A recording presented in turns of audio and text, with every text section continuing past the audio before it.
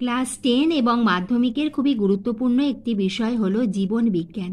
জীবন বিজ্ঞানের দ্বিতীয় অধ্যায় জীবনের প্রবাহমানতা, এবং এই অধ্যায়ের খুব গুরুত্বপূর্ণ প্রশ্ন হলো অণুবিস্তরণ বা মাইক্রো প্রোপাগেশন পদ্ধতি বর্ণনা করো। এছাড়া অণুবিস্তরণ বা মাইক্রো প্রোপাগেশন পদ্ধতিটি শব্দছকের মাধ্যমে বুঝিয়ে দাও।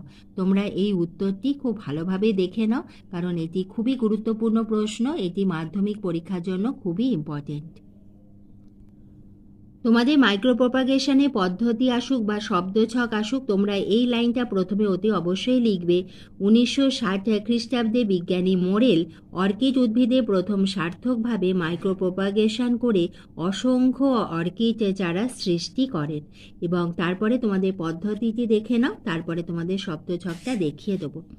পদ্ধতি লিখবে: এক, উপযুক্ত উদ্ভিদ অঙ্গ, কলা, কোষ, মুকুল ইত্যাদি নির্বাচন।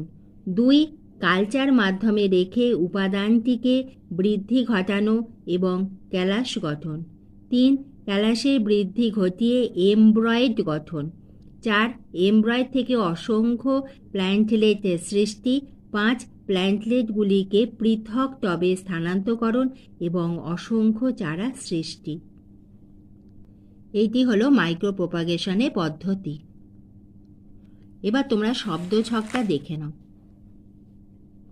শব্দছকের মাধ্যমে বললে তোমরা লিখবে: উদ্ভিদ থেকে সংগৃহীত অগ্রস্থ ভাজক কলার ক্ষুদ্র অংশ, সেখান থেকে অ্যারো দিয়ে কলা পোষণ মাধ্যমে সংগৃহীত কলা স্থাপন, আবার অ্যারো দিয়ে কলা পোষণ মাধ্যমে কোষপুঞ্জ বা ক্যালাস উৎপাদন, মূল ও বিটব সৃষ্টি এবং সেখান থেকে উদ্ভিদের চারা। এইটি হলো শব্দছক। এইটা লিখলেই তোমরা ফুল মার্কস পাবে। আর পদ্ধতি তোমাদের আগে যেটি বললাম সেটি। এইভাবে আমি তোমাদের ভিডিও দিতেই থাকবো, তোমরা লক্ষ্য রেখো। তুমি চ্যানেলে নতুন হলে চ্যানেলটি সাবস্ক্রাইবের সঙ্গে বেল আইকনটা প্রেস করে দিয়ে আমাদের সকলের চ্যানেল স্টাডি ফর এডুকেশনের বন্ধু হয়ে যেও।